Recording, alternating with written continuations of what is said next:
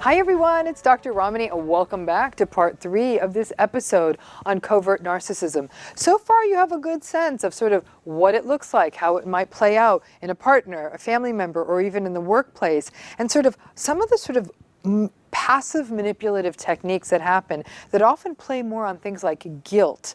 Many of you may not even recognize, you'll say, oh, is that what this is? I just thought he was being a brat. You realize his brattiness has a name. Now we're getting close to going to part 3 of covert narcissism, because I haven't already said enough on this. There's much more. Before we get to that, please hit the subscribe button, and then you can be subscribing to this channel and all the content we have on narcissism and other high conflict personality styles. Hit the bell to subscribe and you'll get daily notifications, not just on this series, but on all the content we put out nowadays on a daily basis. So let's go back to talking about covert narcissism. Now, clearly, covert narcissism has a very different feel than the other forms of narcissism. You're not going to see, like I said before, that usual charm, charisma, confidence trifecta. Their manipulation, while it's very much present, is not as direct as we see in grandiose and in malignant narcissism. They tend to manipulate through their victimhood, their passive-aggressive words, barbs, and actions, and by pulling on your sense of guilt. Yes, they're definitely going to gaslight, and yes, there's definitely going to be narcissistic rage. Their narcissistic rage is most often in response to a criticism or someone giving them feedback about how to actually do something rather than to complain about it. So say, listen, instead of complaining about that, why don't you do it? Then they are going to get very, very rageful. They also do not present as social do-gooders in the way you will see in communal narcissism. The people who say, look at all the good deeds I do, now give me validation. That's not their groove. Now, their negative moods also differentiate them from the other forms of narcissism. Their vulnerability may confuse you, as you may view their vulnerability as a space where you might be able to connect with them. Now, unlike the other forms of narcissism in which their vulnerability isn't nearly as obvious, you can see it a bit more clearly here. But just when you go in there and you try to connect with them on the basis of that vulnerability, the covert narcissist will bite back and they'll get really angry and contemptuous about the fact that you're sharing your vulnerabilities or even commenting on theirs. Now, love bombing with the covert narcissist may not be as explosive as it is with the other, forms of narcissism, but it's definitely not that big blow up, big love bombing. It tends to be quieter. You see fewer grand gestures, but in that quietness, they may actually end up becoming very attuned to you in the beginning of the relationship. And a lot of people mistake that attunement as intense empathy and connection. They sort of really drill into you, and it seems as though they're really seeing you. It's like they're really in your face. And interestingly, many people have said they say yes to the first date because they kind of feel sorry for the covert narcissist because, again, they're not particularly socially skilled or have that sort of glibness and charisma and all of that. So they say yes because it's nice to do. That is how socially awkward the covert narcissist can be in the early parts of the courtship process. This is very different than that sort of swagger you see of the grandiose narcissist. The courtship phase itself will look different. Again, that sort of tell me everything about yourself kind of thing. You might find yourself, though, also tending to be a little bit rescue-y. It's not so much about the big nights out. You'll be like, wow, this is so cool. It's all so nice and simple, but we listen to each other all the time. You also may not feel the same sense of menace that you would feel with a malignant narcissist. But the rage for a covert narcissist is just under the surface. And they will, interestingly, quite often appear to harbor a lot of anger at other groups. And you'll see, it's not unusual in covert narcissism to see that they may hold inflammatory opinions on the basis of race, gender, religion, sexual orientation, nationality, but mostly from a victimized standpoint. So for example, they may express lots of anger about immigration, affirmative action, about people of color, and feeling that these groups have stolen their opportunities. Again, they feel like victims. Or they'll be angry about women who they feel aren't obedient and not taking traditional roles. And it's not unusual for covert narcissists to really sort of take these really antiquated, archaic roles about what gender roles should look like. You're like, wow, I mean, it's sort of like holy like 1932, but yeah, that's kind of where they are. Now, a key difference between covert narcissism and the other forms of narcissism comes down, interestingly, I believe, to extroversion. Delroy Paulus, I believe at the University of British Columbia, he put it best when he called the malignant narcissist the disagreeable extrovert. And I think this same kind of thinking could be applied to the grandiose narcissist. I suppose we could kind of call them the charming, disagreeable extrovert. But when we think about the covert narcissists, they are definitely not extroverts. They actually tend to conform to more of an introverted style. They are often put off or even anxious when they're in groups, and they derive more comfort from solitude or smaller groups. And it's interesting because this can be very isolating in any kind of a relationship with them. And it's for this reason that people who are in relationships with covert narcissists will definitely feel that sort of damaging impact of isolation, of not connecting with other people, and honestly not having witnesses to how toxic your relationship, as well as the lack of support you might have. And you might feel this in a covert narcissistic relationship more than people might in other kinds of narcissistic relationships. And when a covert narcissist is very controlling, this can be very, very isolating because they may be monitoring your comings and your goings and questioning all aspects of your life while also not having any world outside of the relationship. So it's suffocating and it actually be isolating to the point of being dangerous. In families that are run by a covert narcissist, a mother or father, it's not unusual for the family system to get very isolated. This can actually be very problematic because it means that there are fewer witnesses to the covert narcissistic parents or person in the family's rage, to their hypersensitivity and their irritability. And the risk here is that it can really leave the family members feeling isolated, confused, helpless, and definitely unseen. Now, social anxiety is also a major part of covert narcissism. And this is a reason that it almost can trick people initially, because it doesn't have the extroverted, charismatic top notes that we observe in traditionally grandiose patterns. The insecurity we see in a covert narcissistic person is often about sort of social issues and social matters and how they're viewed by other people.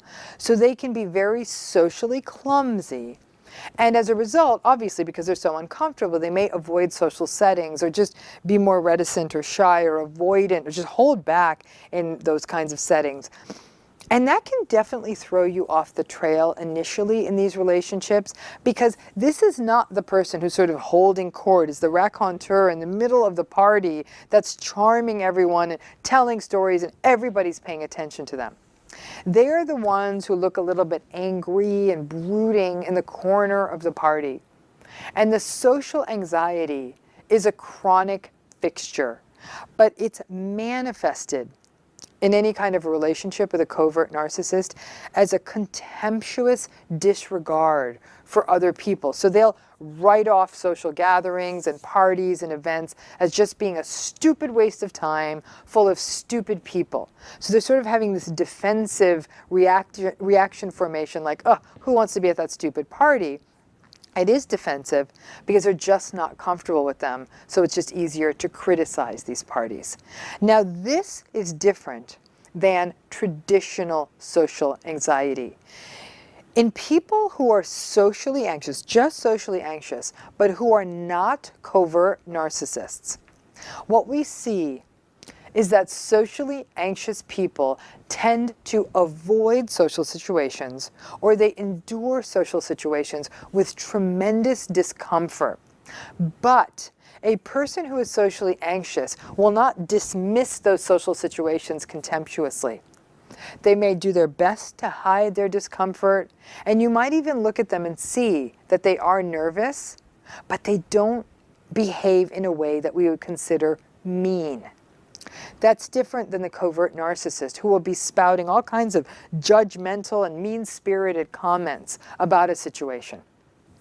A socially anxious person may at times feel very awkward and may catch their words or say very self-disparaging things. Like a socially anxious person will say, oh my God, that was such a dumb thing to say. I'm so sorry. And you hurt for them because they feel so uncomfortable. Covert narcissists will not tend to do that. Instead, they will disparage other people. Oh my God, can you listen to this guy just yammering on? He thinks he knows something.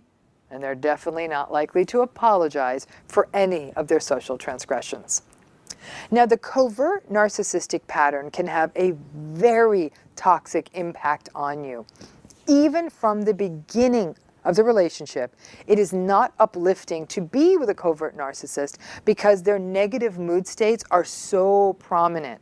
But over time, the chronic victimhood and the exhaustion of listening to their resentment and frustration and anger all of the time can leave you feeling very depleted. If you do keep falling for their tales of woe and their stance as a victim, you can wear yourself out, and you can wear yourself out because you're constantly trying to reassure them and rescue them and tell them it's all going to be okay. And this will end up wasting for you a lot of time, a lot of money, and a lot of emotional energy, and you will have nothing to show for it because they're not going to change. So, despite how toxic this pattern is, the relationship with the covert narcissist, interestingly, can be very difficult to step away from. And the primary reason for that is often both pity and guilt.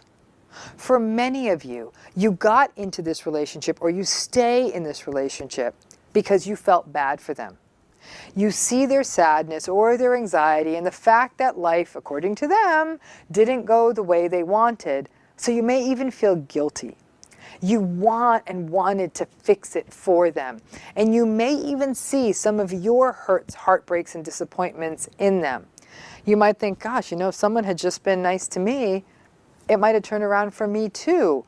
Well, maybe that was the case for you. I could promise you, no matter how many people are nice to them, it's not going to turn around for them because they're so invested in their victim, anger, entitlement stance. And as always, the almighty threesome of hope, guilt, and fear are at play here. The hope this relationship will get better, guilt for walking away from someone who is down, and fear that you will end up alone if you walk away from this. And at least, well, gosh, this person really needs me to sort of prop them up. So that might help you, and you might feel useful here. But the guilt gets very sticky. The covert narcissist, should you decide to try to leave them, they may actually really cry when you decide to leave. Not the crocodile tears of the grandiose narcissist, like really cry.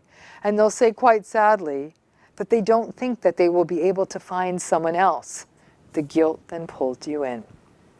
The malignant and grandiose narcissist may really manipulate and be quite cruel at the breakup stage, but the covert narcissist may not be able to manage the negative moods around this. And the tears and their very clear incapacity to cope may make it really difficult for you to sort of steel up and leave the relationship, no matter how unkind they have been to you in the past. And trust me on this, despite those tears, they are definitely going to throw more than a few passive-aggressive barbs your way. And that may also reel you back into the relationship the same way they played upon your guilt during the relationship. These manipulations really work with guilt. Even their compliments can be twisted and passive-aggressive. They might say something as twisted like, hey, even though your parents thought you were dumb, I actually think you're smart. Or say something like, yeah, other people may not think you're nice, but I do. And you're like, huh? Like, in that way, they almost mirror their affinity for victimhood to give you victimized compliments. Hey, no one else like you, but I do. You're a victim, but I'm still good with you. They might say things like, everyone else is against you, but I'm not. And it can set up this strange sort of traumatic bond because you think they may be the only person who cares about you and that gets you, and that can also further isolate you. So it's like this twist of insult plus compliment, and then these other ways that they're saying that no one else gets you, but I do. It is their victimhood pushing up against your desire to be kind, to do the right thing, or even a less than healthy drive that you may have to rescue other people that may keep you in these relationships and keep engaging and explaining long past it ever being healthy. Now, when we look at covert narcissism in a family setting, you may be so accustomed in your family to trying to fix things. And everyone in that family has always been so accustomed to enabling the covert narcissist that it can be very difficult to shift this pattern in any meaningful way. What's interesting is if you do stop engaging and stop trying to fix them, they will actually become more sullen and victimized, as though you've given up on them. And it can be an almighty struggle to not give in and fall into your old patterns. So, given how difficult and toxic this is, how the heck are you supposed to manage the covert narcissist without getting lost in a vortex of guilt? Frankly, the same way you manage all narcissists. Radical acceptance, realistic expectations, gray rock, not engaging, not explaining, and not personalizing. It is also important that you do not get pulled into the, I think personally, rather dangerous space of letting psychologically dangerous space of letting their past difficult history, their childhood history, their family history, be an excuse for their wretched current behavior. The covert narcissist will initially pull out a heavier victim card if you start pulling away. And in fact, covert narcissists often really struggle with abandonment and will often become even more resentful if they sense that you're discarding them. Maintaining good, solid boundaries and not personalizing their negativity is also an important survival strategy in these relationships. As always, being in therapy with a therapist who actually understands covert narcissism is absolutely essential because it will allow you to do the deeper dive on your own issues with guilt and with being a fixer that keeps you in this relationship and runs the risk of allowing this dynamic to devolve, honestly, into a rather codependent dynamic. And relationships with covert narcissists can often have a rather codependent feel. Now, sadly, just as with all narcissistic patterns, this pattern of covert narcissism does not tend to improve significantly in therapy. And it is a pattern, though, that significantly worsens under conditions of stress and disappointment. So when you have a covert narcissistic individual and they're experiencing considerable stress or major disappointment, under those conditions, the covert narcissist actually has their victimhood confirmed, and that enrages them even further. Now, obviously, whether or not you can distance yourself from this relationship is a very individual process. But either path, leaving or staying, I can promise you this, is going to bring significant challenges. Now, the pattern of covert narcissism can actually resemble many other mental health issues, including social anxiety, depression, post-traumatic stress, and as a result, it can be rather difficult to discern, what am I dealing with here? And it's going to take time to figure out. It takes time for me as a therapist to figure out. I've worked with many covert narcissistic clients over the years, and it's taken me months. And by then, though, if it's a relationship, a human relationship, by the time you figured out what it is, the guilt can make it really difficult to distance yourself. As a result, therapy, education, and support become critical tools for helping you make decisions if you find yourself in a relationship with a covert narcissist. Now, let's just bring it down to brass tacks, as I was talking about before, that introversion-extroversion distinction. The covert narcissist, let's put it this way, if the malignant narcissist is the disagreeable extrovert, I think we can say pretty confidently the covert narcissist is the disagreeable introvert.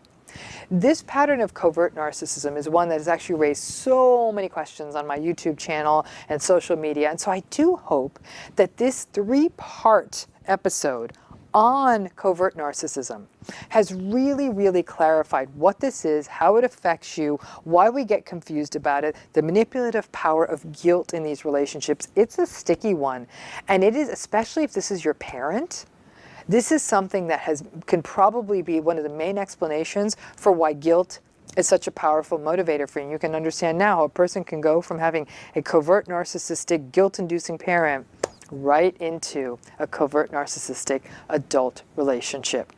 Thanks again for tuning in. I hope you're enjoying this content, and I sure hope that this video